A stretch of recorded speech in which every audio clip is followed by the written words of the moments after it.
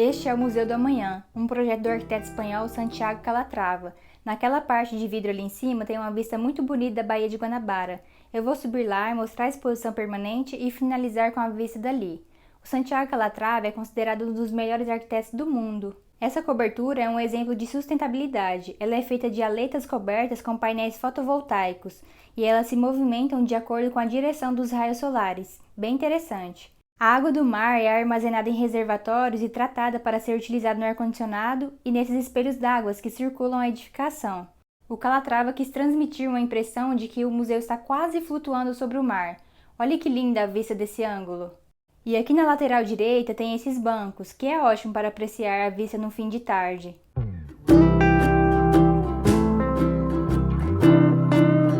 Esse museu tem 330 metros e esse balanço tem 75 metros de comprimento. Balanço é essa estrutura suspensa no ar, sem apoios visíveis tocando o solo. E ele foi inaugurado em 2015 e em 2018 ganhou um prêmio britânico que é considerado o Oscar dos museus, em que foi nomeado como a melhor instituição cultural para a promoção do soft power, que é a habilidade de influenciar pessoas sem o uso da força.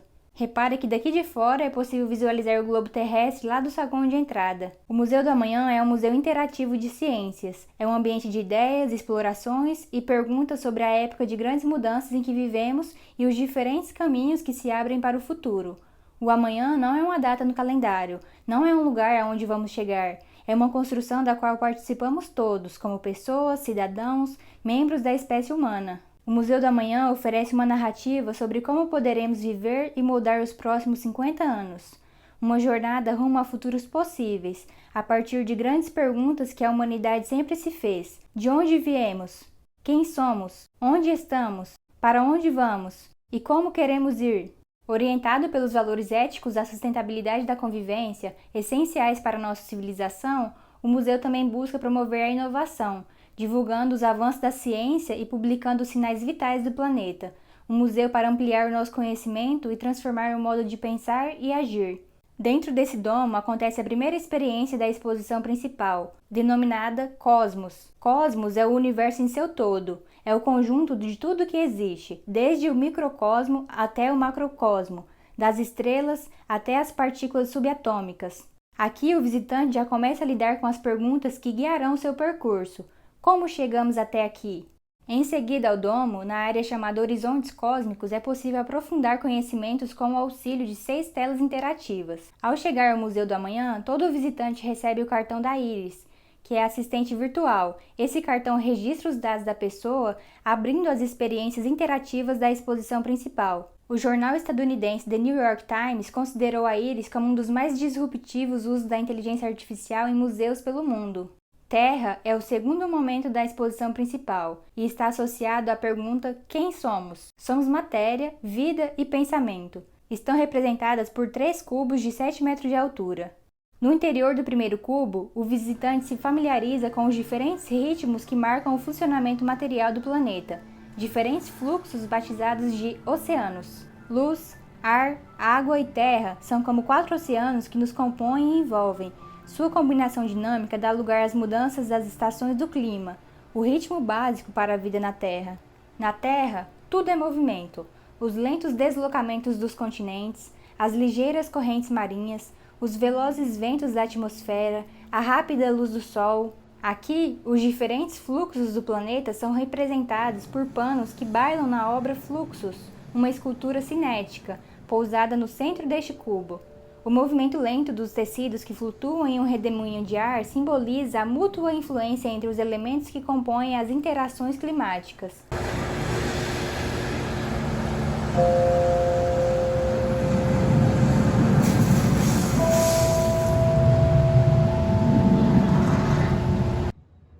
Esse primeiro cubo é o cubo da matéria, e a seguir temos o cubo da vida. Vida é inovação e repetição. Essa parte externa remete ao suporte bioquímico do código básico que coordena a composição e o desenvolvimento de todos os seres vivos, o DNA. Já o interior apresenta a imensa variedade dos organismos que se relacionam de múltiplos modos e se integram formando ecossistemas. Aqui também é apresentado o ecossistema da Baía de Guanabara, onde o Museu do Amanhã se localiza. A Mata Atlântica é um dos biomas mais exuberantes do Brasil. O estado do Rio de Janeiro abriga cerca de 20% da área conservada da Mata Atlântica, uma das maiores concentrações deste bioma no país. A bacia hidrográfica da Baía de Guanabara é o seu ecossistema mais conhecido, abrangendo desde o topo da Serra dos Órgãos até as águas do litoral. Nós somos um ecossistema. Nosso corpo também é um habitat para um ecossistema complexo. Abrigamos mais células bacterianas que humanas, sem as quais não viveremos com saúde. São trilhões de organismos, pesando cerca de 1 kg em um adulto, que formam um microbioma fundamental para o bom funcionamento do nosso metabolismo. E o terceiro cubo apresenta a dimensão do pensamento. No exterior, temos mais uma vez um elemento unificador, nosso sistema nervoso, que é essencialmente o mesmo em todos os seres humanos. Dessa identidade fundamental, no entanto, resulta a incrível diversidade das culturas, ilustrada por centenas de imagens que retratam diferentes aspectos de nossa vida, sentimentos e ações, como habitamos, celebramos, disputamos e pertencemos. Todos nascemos em uma comunidade, em uma sociedade com hábitos e crenças, e aprender a conviver e valorizar as diferenças é um dos grandes desafios da humanidade. A diversidade cultural é resultado da nossa infinita capacidade criativa. Fazemos as mesmas coisas, de modos sempre distintos. Como dar sentido ao que vemos e experimentamos ao longo da vida? Como entender as razões da nossa alegria e da nossa dor? Crenças e ritos são parte da história de todas as sociedades. O amor e o afeto ocorrem de inúmeras maneiras em todas as culturas. Nossa relação com o mundo se estabelece pela sensibilidade. Somos tocados pela alegria, mas também pelo sofrimento. Somos movidos pela empatia e pela aversão, pela compaixão e pela ira, pela dor e pelo prazer. Somos humanos. Não existe sociedade humana sem conflito. Com frequência, os nossos objetivos pessoais estão em contradição com os dos outros. Os jogos e os esportes que existem em todas as culturas servem para canalizar competitividade entre os humanos. Festas, ritos e celebrações estão presentes em todas as sociedades e culturas. Nessas ocasiões, mais do que em quaisquer outras, experimentamos a sensação de pertencer a grupos com os quais compartilhamos valores e sentimentos. Cérebro é rede, estamos interligados a todos os seres vivos do planeta, profundamente semelhantes em nossos genes e cérebros, mas incrivelmente diversos em nossas criações e culturas. Somos Terra. Aqui finaliza a segunda parte da exposição principal. E a terceira parte é o Antropoceno. Aqui a pergunta a ser explorada é: onde estamos? Na exposição, 6 totens com 10 metros de altura trazem conteúdo audiovisual sobre como moldamos o planeta e as mudanças climáticas extremas.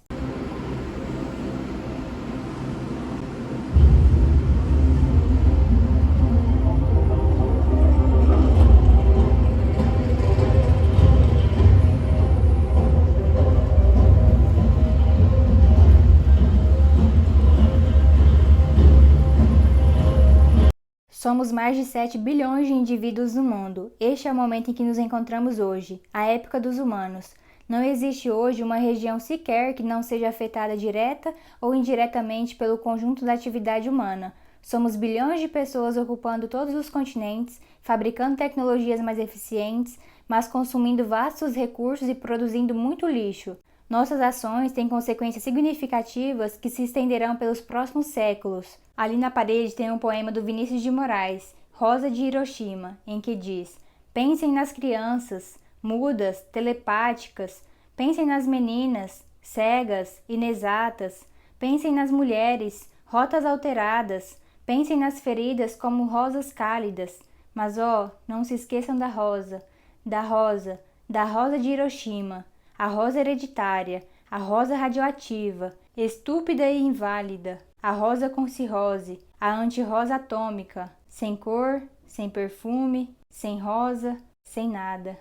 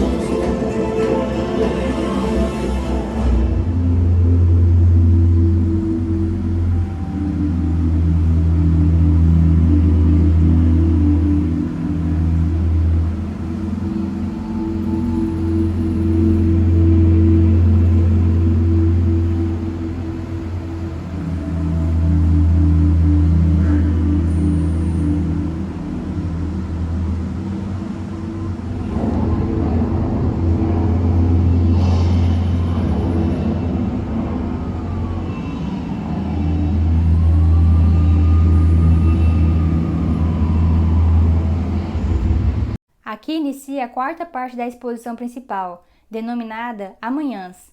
A área dos amanhãs foca nas grandes tendências globais onde existirão mais pessoas no mundo vivendo por muito mais tempo, cidades gigantescas e hiperconectividade. A convivência com as pessoas das mais diferentes culturas fará parte do nosso cotidiano. Como e onde vamos viver? O visitante é convidado a pensar nas questões de sustentabilidade e convivência. Há interações por meio de jogos, entre eles o jogo das civilizações, baseado no modelo estudado pela NASA, em que o desenvolvimento e o colapso das civilizações poderia ser medido a partir de variáveis como o consumo dos recursos, o tamanho da população e a desigualdade social. No jogo, é possível controlar certos parâmetros rumo ao futuro para fazer uma civilização perseverar ou colapsar. Há muitos amanhãs possíveis, carregados de imprevistos. Dispostas nessa estrutura que parece um origami, estão demarcadas 3 áreas. Essa primeira, que diz respeito ao conviver, sociedade, a segunda, ao viver, planeta, e a terceira, ao ser humano. Em muitas regiões, eventos climáticos extremos serão cada vez mais comuns, tendo por consequência mais inundações e secas, incêndios florestais frequentes e a acidificação crescente dos oceanos. Mas já existem medidas que podem moderar e amenizar esses impactos. Abrem-se para nós, portanto, diferentes cenários futuros para o clima e a vida na Terra. Nosso legado vai depender do que decidirmos fazer hoje. Essa é a terceira área, a área que diz respeito ao ser humano. Os avanços da ciência e da tecnologia possibilitarão ainda mais conquistas inéditas e apresentarão também desafios nunca imaginados. Poderemos criar materiais com propriedades incríveis, programar as características de organismos, combinar nossos corpos, cérebros e sentidos com dispositivos tecnológicos cada vez mais sofisticados, desenvolver inteligências artificiais, colonizar outros planetas, talvez até descobrir outras formas de vida no universo. O grego Hipócrates, chamado de pai da medicina, é conhecido por sua teoria dos 4 humores, segundo a qual os seres humanos podem ser agrupados em comportamentos: melancólico, colérico, fleumático e sanguíneo. Na teoria humoral, a vida seria regulada por humores predominantes, resultando em diferentes temperamentos.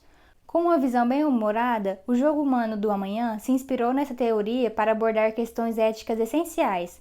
Como você reagiria frente às inovações que o amanhã trará? Como o cruzamento do natural com o tecnológico poderá nos transformar no futuro?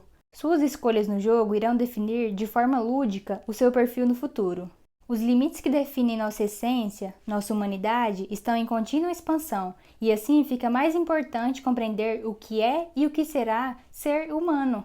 Somos muitos, muito variados, sim, mas muito parecidos. Estamos sempre em associação uns com os outros, às vezes em cooperação, outras em conflito.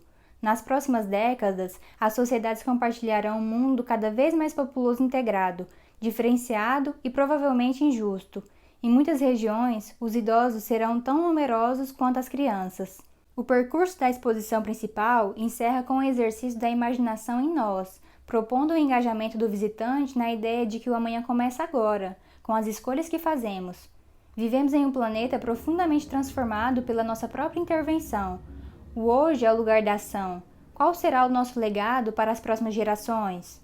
Nós está estruturado em torno do ambiente de uma oca, que simboliza uma casa do conhecimento indígena, em que os membros das famílias e clãs da tribo vêm se reunir e os mais antigos repetem para os mais novos as lendas, as narrativas, as histórias que compõem o fundamento de sua cultura.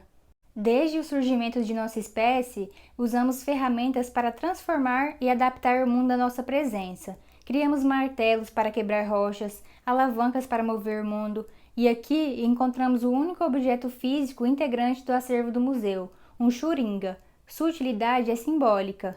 Por meio dos xuringas, nas tribos aborígenes australianas, os anciãos recontam aos mais jovens as histórias, os mitos e as lendas que compõem o coração de sua cultura. Todo conhecimento é, no fundo, contar uma história tecida por muitas mãos. Ao narrar histórias, não só lembramos do que já foi vivido, como também moldamos o que está por vir. O xuringa aqui exibido representa, assim, a própria continuidade do conhecimento. Agora vou mostrar a vista da Baía de Guanabara. Aqui tem esse banco em frente a essa vista linda. Olhe como ficou lindo esse espelho d'água próximo ao mar. Parece que aquela escultura prata ali no espelho d'água está flutuando.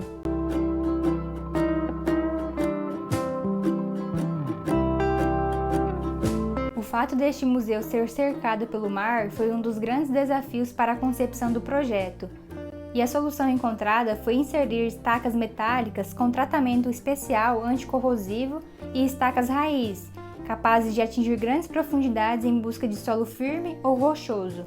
Se embaixo desse vídeo estiver escrito inscrever-se, é porque você ainda não está inscrito. Se inscreva aí! Até o próximo vídeo!